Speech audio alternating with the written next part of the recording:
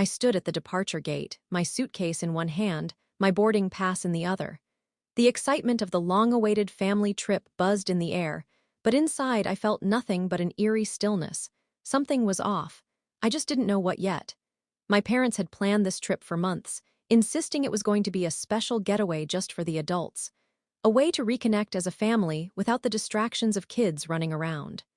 As much as it pained me to leave my two little ones behind, I agreed. After all, they'd reassured me 100 times. Lily, you deserve a break. The kids will be fine with your friend. Just enjoy yourself for once. Mom had said, her voice firm but affectionate, so I had arranged everything. Stocked the fridge, left detailed instructions. Even video called my babies twice before heading to the airport. I was ready to embrace this rare opportunity to be Lily again. Not just Mom. But then she walked in. My sister Claire. And right behind her, trailing in a chaotic line, were her 3 children. Kids I had been explicitly told wouldn't be part of this trip. My stomach tightened as I took in the sight. Little backpacks swinging wildly. Sticky fingers gripping snacks. Tiny voices excitedly chattering. I turned to my parents, confused. Hadn't we agreed on adults only? Oh, Lily, don't look so surprised. Mom said, waving dismissively as if I was making a fuss over nothing. Dad chuckled beside her. It's different with Claire's kids. They're no trouble at all. No trouble? I stared at my sister's youngest, Max, who was already climbing onto an airport seat like it was a jungle gym, giggling as he tried to jump off. Claire must have noticed my expression because she let out a soft laugh. Relax, Lil. My kids are angels. You won't even notice they are here. That's when Mom said it. The words that sent an ice-cold shiver down my spine. We just love them more. At first I thought I misheard. Surely she hadn't just said that. But then she smiled. Her eyes twinkling like it was the most natural thing in the world. Like it wasn't a knife to my chest. I let out a dry laugh, shaking my head. Excuse me. She sighed dramatically. Oh, don't be so sensitive, Lily. We just mean they're. Well, they're easier. They listen. They're more. She hesitated, then gestured vaguely. You know, lovable, lovable. I felt my face flush, a slow-burning rage bubbling up beneath my skin. My mind flashed back to my children. My sweet, bright, beautiful babies who are at home right now, probably wondering why Mommy had to leave without them. Claire's kids weren't more lovable. They weren't more deserving. They were just the favorite grandchildren. And my kids weren't even worth a plane ticket. You lied to me, I said. My voice steady, but only just. Dad let out a tired sigh. Lily, don't be dramatic. You know how hard Claire has it. Single mom, 3 kids. She needed this more than you. Needed it more? I looked at Claire, waiting for her to say something, anything, to acknowledge how messed up this was. But she just shrugged, completely unbothered, as if she had every right to be here with her children while mine were left behind. That was the moment it hit me. This wasn't an accident. This wasn't a miscommunication. This was a choice. A deliberate choice to prioritize Claire and her children over me and mine. A choice that they never even considered explaining or apologizing for. I clenched my jaw and took a slow breath. This was the moment I knew things would never be the same again. I had spent years making excuses for them, convincing myself that the favoritism was just in my head, that I was imagining things.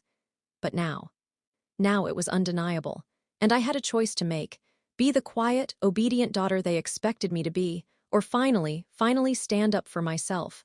I glanced at my boarding pass, then at my family, then back at my boarding pass, and suddenly I knew exactly what I had to do. They had made their choice. Now it was time for me to make mine. I stood there gripping my suitcase so tightly my knuckles turned white. The hum of the airport around me faded into a dull buzz as my parents and Claire continued chatting, completely oblivious to the storm raging inside me. Lily, don't be so dramatic. Mom sighed again, waving a dismissive hand. You're acting like we left your kids on the street. They're at home, perfectly safe. My heartbeat pounded in my ears. That's not the point, I said, my voice low and measured. But anyone who really knew me would have heard the sharp edge underneath. Dad shook his head, already exasperated, as if I was the one making things difficult. Lily, we just thought it would be easier this way. You're always so stressed with the kids. We figured you'd enjoy yourself more without them. I let out a hollow laugh, the kind that escapes when you're 1 second away from losing control. Oh, right. So you were doing me a favor. Is that it? I glanced at Claire, who was flipping through her phone like she wasn't part of the conversation. And Claire, you figured she wouldn't mind bringing hers. Mom shifted uncomfortably, finally sensing that I wasn't just annoyed. I was furious.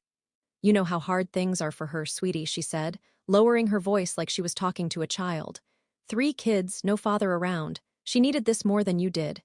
There it was again. That phrase. She needed this more than you. I could almost feel something inside me snap. You keep saying that. Do you even hear yourself? My voice was rising now, and people were starting to glance over, sensing the tension. I didn't care. What about me? What about what I need? Or does that not matter because I'm not your struggling, helpless daughter? Mom's eyes widened and Dad's expression hardened. Lily, lower your voice. No, I stepped forward, my heart hammering. You lied to me. You looked me in the eyes and told me this trip was adults only. You knew I'd never leave my kids behind if I had the choice. You knew and you didn't care. Claire finally looked up from her phone, rolling her eyes. God, Lily, just let it go. It's a vacation, not the end of the world. That was it. That was the final straw. I exhaled sharply, gripping the handle of my suitcase. I wasn't going on this trip, not with them. Not anymore. Enjoy your vacation, I said, voice steady, controlled, deadly. I turned on my heel and started walking toward the exit. Mom gasped, Lily, don't be ridiculous. Where are you going? The flight is boarding soon, not for me. I called over my shoulder. Lily, Dad's voice was sharper now, angrier. Don't you dare act like a child over this. That made me stop. Slowly, I turned around, meeting his gaze head-on. Act like a child, I repeated, my voice eerily calm. That's rich, coming from the people who just told me straight to my face that they love my sister's kids more than mine. Mom paled, looking around nervously. Lily, honey, we didn't mean it like that. You meant it exactly like that. I cut her off. You've always meant it like that. I've just been too stupid to see it. The silence that followed was deafening. Claire, ever unbothered, sighed dramatically. Jesus, Lily, stop being so sensitive. My kids are here. What do you want Mom to do? Kick them out. I laughed then. A real, bitter laugh. No, Claire, I don't want her to kick them out. I just wish for once in my life she thought I was just as important as you are. Mom opened her mouth to protest, but I didn't give her the chance. I turned and walked out of the airport, leaving them behind without another word. I barely remembered the drive back, my hands gripping the steering wheel so tight I was surprised it didn't snap in half. I felt numb, like I was floating outside my own body, watching the scene replay over and over in my mind. I had spent years bending over backward for my family, letting things slide, making excuses, convincing myself that I was overthinking it. But they had just proven what I had feared all along. I was never going to be enough for them, not as a daughter, not as a sister, not even as a mother. I thought about my babies, sitting at home, waiting for me. Waiting for the grandparents who had never prioritized them the way they did Claire's kids. And suddenly, I knew what had to be done. This wasn't just about the trip. This was about everything. Every holiday where my kids got smaller gifts than Claire's. Every birthday party where my parents fawned over her children and barely acknowledged mine.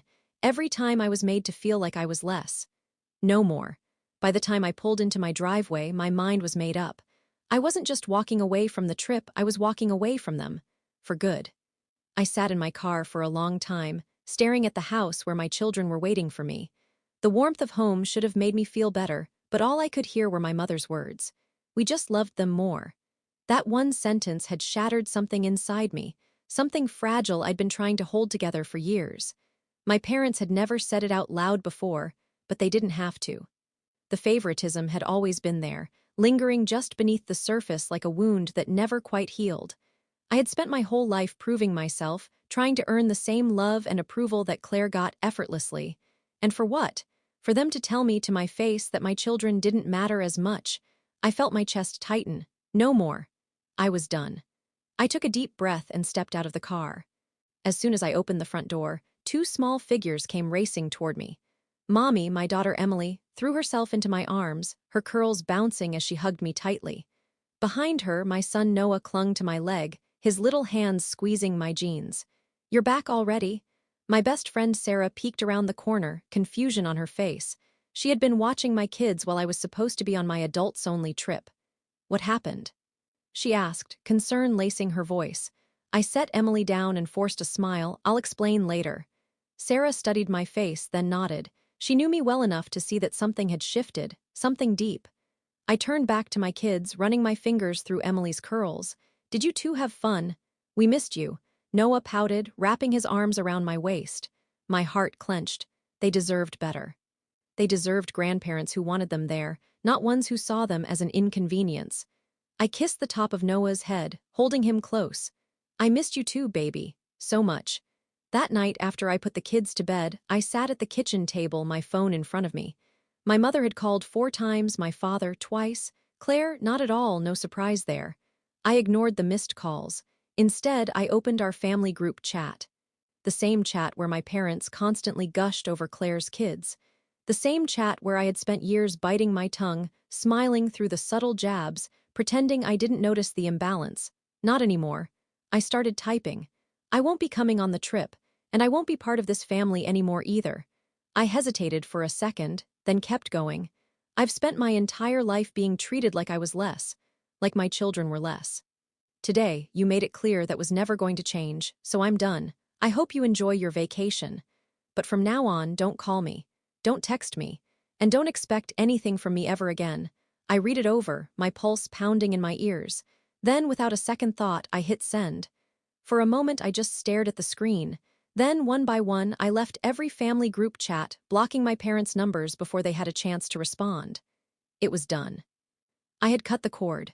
The next morning, Sarah walked into my kitchen to find me making pancakes, the smell of butter and syrup filling the air. Okay, she said, crossing her arms. Spill. I flipped a pancake onto a plate. I'm done with them. Sarah blinked. Wait, with your parents, I nodded. Whoa, what happened? I told her everything, the lie, the betrayal, the favoritism that had finally been spoken out loud. By the time I finished, Sarah was gripping her coffee mug so tightly I thought it might shatter. Lily, she breathed. That's awful, I shrugged, trying to play it off. It's not surprising, that doesn't make it okay, she snapped. I met her eyes, my throat tightening. Number it doesn't. Sarah set her mug down. So what now? I exhaled. Now I focus on my kids, on our life. I've spent too long chasing their approval. I don't need it anymore. Sarah studied me for a moment, then smiled. Good, because you and your kids, you deserve better. I nodded, my heart lighter than it had been in years. For the first time in my life, I wasn't waiting for my parents to see me, because I finally saw myself. It didn't take long for the fallout to begin. At first, there was silence. A whole day passed without a single call or message from my parents or Claire. I knew they had seen my message. I imagined them sitting in their hotel suite, sipping cocktails, probably rolling their eyes at my dramatic behavior. But I also knew something they didn't. I wasn't bluffing. The second day, my phone started ringing. Mom. I watched it vibrate on the kitchen counter, my stomach tightening. Not a single apology. Not one admission that they had done anything wrong. They still thought I was just throwing a tantrum, like I was some child they could scold into submission. By the fourth day, the tone changed. Mom, Lily, this is ridiculous. We're family, you can't just cut us off. Dad, you're being selfish. Do you know how much we've done for you over the years? And then the one that made me sit up straight. Mom, Lily, your father and I need help financially. We need to talk. I blinked at the screen, reading the message twice to make sure I hadn't imagined it. There it was, the real reason for the sudden concern. I had expected it to come eventually, but not this soon. They weren't worried about losing me. They were worried about losing my support. The realization I had never seen it clearly before, but now it was blindingly obvious. For years, I had been bending over backward to keep my family happy. I had helped them financially more times than I could count. Whether it was covering bills, lending money, or helping out when they overspent on something unnecessary. I never thought twice about it because, well, that's what family does, right? But looking back, I realized something. They had never once helped me. Not when I struggled as a new mother. Not when I was going through my divorce. Not when I was barely making ends meet. I had been on my own while they showered Claire with endless help, endless support, endless excuses. And now, when they realized I was serious about walking away, their first instinct wasn't to make things right. It was to guilt-trip me into coming back, not because they missed me, because they needed something from me. That night, as I tucked my kids into bed, I felt something inside me settle. I was done feeling guilty. I picked up my phone, opening the text thread with my mother.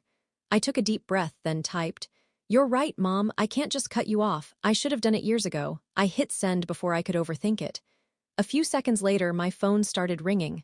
Mom, I let it ring. I wasn't playing their game anymore. The next morning, I woke up to a flurry of messages. At first, more of the same. Lily, please, let's talk. This isn't how families treat each other. We raised you better than this. But when I didn't respond, the insults started. You're ungrateful, you're selfish, you'll regret this when we're gone. Then the final blow. Dad, fine. If you want to act like you don't have a family, don't come crawling back when you realize you made a mistake. I stared at that message for a long time. A mistake? Number. The mistake was thinking they ever cared about me the way I cared about them. I locked my phone, exhaled slowly, and turned my focus to the only people who mattered. My children. They were my family now, and that was more than enough. A week passed. Then, too, the calls stopped. The messages slowed. Eventually, the silence settled in, and with it came a strange sense of peace. For the first time in years, I wasn't waiting for their approval. I wasn't chasing their love. I wasn't bending myself into knots trying to be seen. I was just living. And yet, as much as I felt lighter, there was still a part of me that ached, not for my parents, not for Claire, but for something else, or rather, someone else. My kid's father. It had been 2 years since our divorce. 2 years since I had officially let go of a marriage that had been over long before I had the courage to end it. And looking back, I couldn't help but see the parallels between him and my parents. I had spent my entire life begging for love that should have been given freely. The man who wasn't there. Jason and I had met young. Too young. What started as a whirlwind romance turned into a marriage built on hopes, dreams, and nothing solid underneath. At first, I thought we were happy. I thought he was my partner, my equal, my rock. But over time, little cracks started to form. When I was pregnant with Emily, he started working late. When Noah was born, he barely looked up from his phone. When I needed him the most, he was never there. For years, I convinced myself it was normal, that marriage was hard, that it was just a phase, but deep down, I knew the truth. Jason didn't want to be a husband. He didn't want to be a father. And one day, he made that clear. I just don't think I can do this anymore. He had said, standing in our kitchen, his voice cold and distant. I had been holding Noah in my arms, Emily clinging to my leg, their tiny faces oblivious to the moment their father decided to walk away. Do what? I had whispered, already knowing the answer. Any of it. And just like that, he was gone. No big fight, no dramatic affair. Just a man who never wanted the life he signed up for. Alone, but not really. At first, I had been terrified. How was I supposed to raise 2 kids on my own? How was I supposed to balance work, bills, exhaustion, and the crushing weight of being abandoned? But then I realized something. I had already been alone. Jason may have lived under the same roof, but he had never been there. He had never been a partner, never been the father our kids deserved. The only difference now was that I wasn't waiting for him anymore. And that was liberating. As I sat at the dinner table with my kids that evening, watching them giggle over a game they had made up, I thought about how much lighter life had become since cutting off my parents. I had spent years trying to get Jason to love me the way I needed. I had spent years trying to get my parents to see me, to treat me as equal, and in both cases, I had failed. Not because I wasn't good enough, but because they were never capable of giving me what I needed. It had taken me 2 years to stop looking back at my marriage. I wasn't going to take that long to move on from my parents. This time, I was choosing myself. That night, after I tucked Emily and Noah into bed, I saw my phone light up. Jason, I frowned. He rarely called. We only communicated through emails or short texts about the kids. Curious, I picked up. Jason hesitated. I told her to leave me out of it, that it's none of my business, and that, he cleared his throat, that you're a good mom. And that they should be grateful you're even willing to talk to them at all. I blinked. I hadn't expected that. Jason had never defended me before. Not when we were married. Not even when I cried, begging him to show up for our family. Wow, I said finally, that's unexpected. Yeah, he sighed. Look, Lily, I know I messed up. I know I was a shitty husband. But I do know one thing. You don't deserve the way they treat you. You never did. For a moment, I didn't know what to say. Jason and I would never be friends. We would never be anything beyond co-parents. But hearing him say that, hearing him admit that he saw what I went through, it felt like closing a door I didn't even realize was still open. Thanks, Jason. Yeah, he let out a soft chuckle. Don't get used to it. The call ended and I set my phone down, exhaling. I had spent so much time thinking about who wasn't there for me. But now I was ready to focus on the people who were. A month passed. Then 2. The silence from my parents became permanent. No more calls, no more messages, no more desperate attempts to guilt me back into their lives. At first it felt strange. I had spent my entire life orbiting around them, seeking approval, begging for scraps of love and attention. Now that pull was gone, but what surprised me most? I didn't miss them. One evening, as I was making dinner, Emily came into the kitchen, dragging her stuffed bunny behind her. "Mommy," she asked, tilting her head. "When are we going to Grandma and Grandpa's house again?" I froze, my hands tightening around the wooden spoon I was stirring with. Noah, sitting at the kitchen table, perked up. "Yeah, we haven't seen them in forever." I swallowed.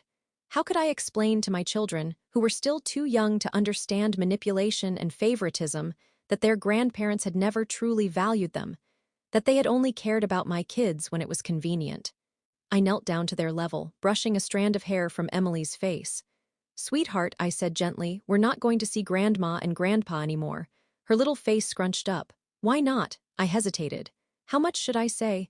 "Because sometimes family doesn't treat us the way we deserve," I finally said. "And when that happens, we have to make our own family.